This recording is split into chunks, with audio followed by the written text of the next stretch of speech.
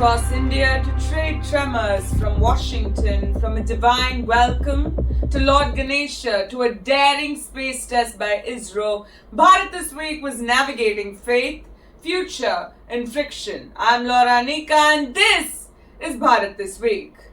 Ganesh Chaturthi begins with green devotion. India welcomed Lord Ganesha on August 27th with vibrant chants of Ganpati Bappa Moria. In homes and mandals across the country, prayers were offered, but in Srikakulam, Andhra Pradesh, the devotion came with a green twist. The Pollution Control Board distributed over 4,000 eco-friendly clay idols, cloth bags, and spiritual books. Devotees used QR codes to register, showing that even tradition can go digital. Faith met responsibility, and Ganesha arrived, blessing us with both. ISRO's Gaganyaan parachute test, a success next, a major leap to India's space ambitions. ISRO conducted its first integrated airdrop test for the Gaganyaan parachute system, a crucial step in preparing for manned space flight. With support from the IAF, DRDO, Navy and Coast Guard, the system that could one day return astronauts safely to Earth was tested and proven. India's space dream isn't just alive, it's descending into reality.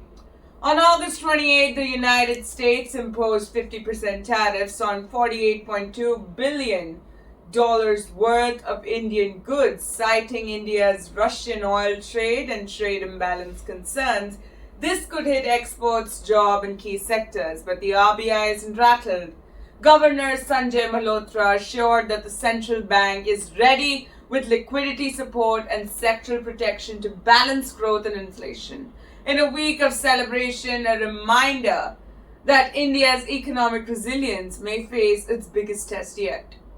PM Modi visits Japan and China.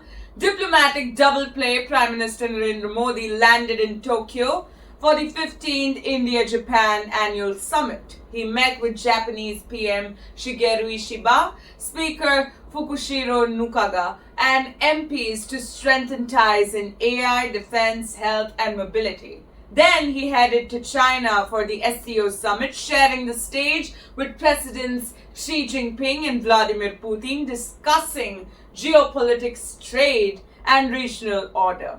2 visits, 1 message. India is neither watching the world nor waiting for it.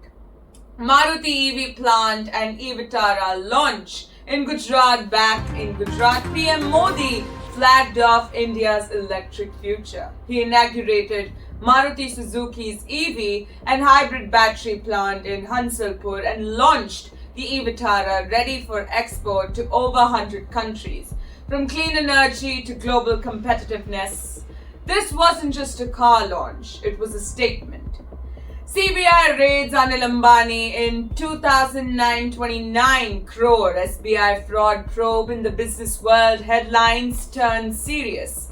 The CBI filed a criminal case against Anil Ambani and Reliance Communications over a 2009 29 crore fraud involving SBI. Raids were conducted at his residence and offices following a Mumbai court order.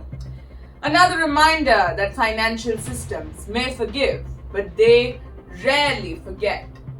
Delhi metro fares hiked. In Delhi, the metro fares are going up. The DMRC raised ticket prices by 1 to 4 rupees on regular routes and 5 rupees on the airport express line, citing higher order costs. It's a small hike, but one that will be felt by lakhs of daily commuters.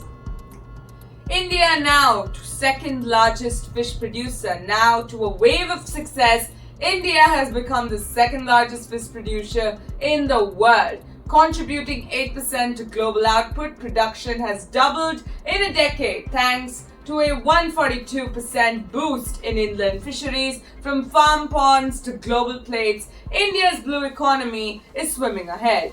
In education, the CBSE announced a 2-board system for class 10 students starting 2025-26.